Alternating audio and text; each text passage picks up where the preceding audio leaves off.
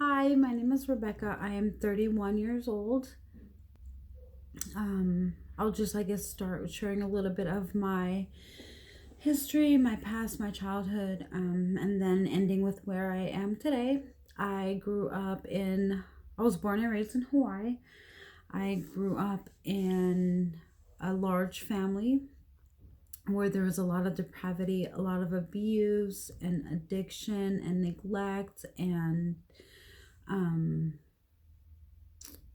my in pretty much entire childhood I felt alone and unprotected and unsafe, and I knew from a very early age that if I wanted anything, if I was going to survive or protect myself, that it would have to be me that was doing it. And so that's kind of the mentality that I had. As I got older, I started using drugs and alcohol at the age of 9. I was extremely promiscuous as a teenager, even a younger teenager. I ended up dropping out of high school.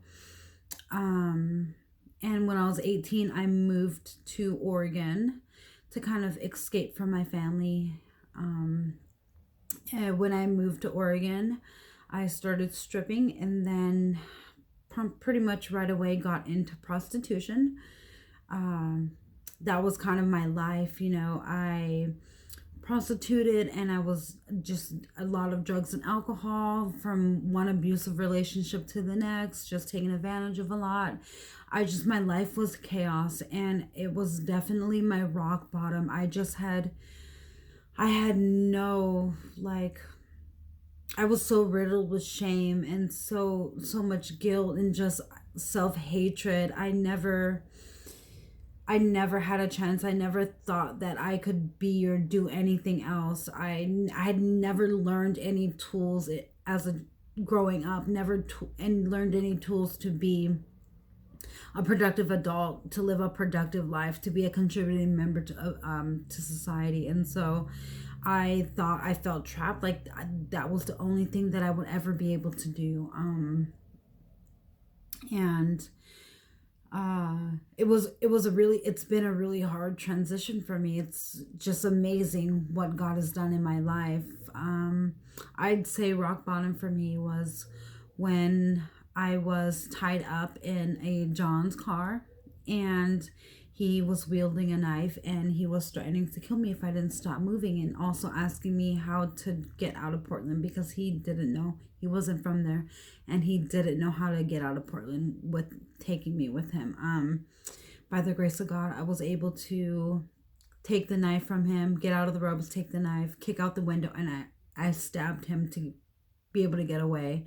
And thankfully, he's now in prison. He's not able to do that to other people, but it really, that was probably my rock bottom. But that still wasn't enough for me to quit because I didn't have any tools. I didn't have any support system. I didn't even know where to begin to change my life. And so thankfully, God, by the grace of God again, brought Gary and Linda into my life and really started to bring other people into my life that really helped me and gave me the support and the courage to be able to even start to think about changing, even hope and dream that I would be able to change. Because when you're in that lifestyle, it is so consuming and confining, and it's so much of it is in your mind, and so I eventually was able to go to a residential treatment program in 2016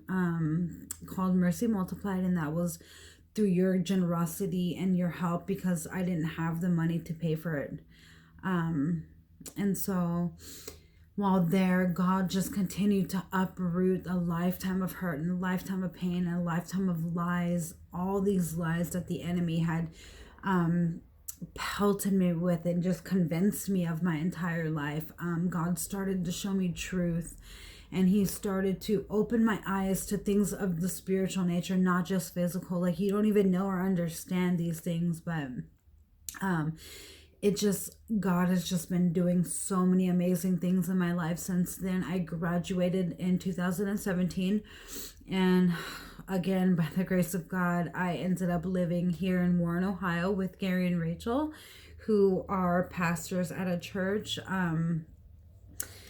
It's just amazing. I dropped out of high school. I'd never had a driver's license. I could not keep a job. I never owned a car. I never had anything. But at 29 years old, at 28 years old, I actually graduated from high school, got a GED. At 29, I got a driver's license for the first time. At 30, I bought my first car. I now have 2 jobs working with young children and also teenagers who experienced the same childhood and had the same early life experiences as I did. And I'm able to, even though I'm not able to share God with them, I'm able to model the love of Christ for them and to them and tell them that there's hope, and that it's like things have come for full circle, and it is just amazing what God has done in my life. I am very active in my church. I find ways to serve as much as I can. I clean the church twice a month. I work with the youth. I'm the youth leader there. I'm in the rotation for children's church. I visit with people. I take food. I do anything I can because it is so amazing what my life is now. I was just talking to somebody recently, and I shared with them that even on my worst day, and my job is pretty stressful, both of them are actually, it's still so much more amazing than anything prior to having God in my life.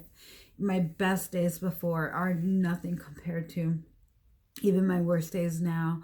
I, for the first time, feel happy, and I feel joy, and I feel hope. And to say that that's unheard of is an understatement. Like, I can't even begin to describe how good that feels to me, or how much of a blessing that is. College was never something that I could even dare dream about. But I'm starting college on October 14th of this month, actually. And I'm not only going to start, but I am going for free. I don't have to take out loans for it. I'm going to get a free degree. That is by the grace of God. And I'm just so, so blessed by everybody that has lent a hand. And it's been so many people. And I just want to say thank you so much. It would have not been possible without everyone's obedience and just help. And I'm just loving so much being able to give back.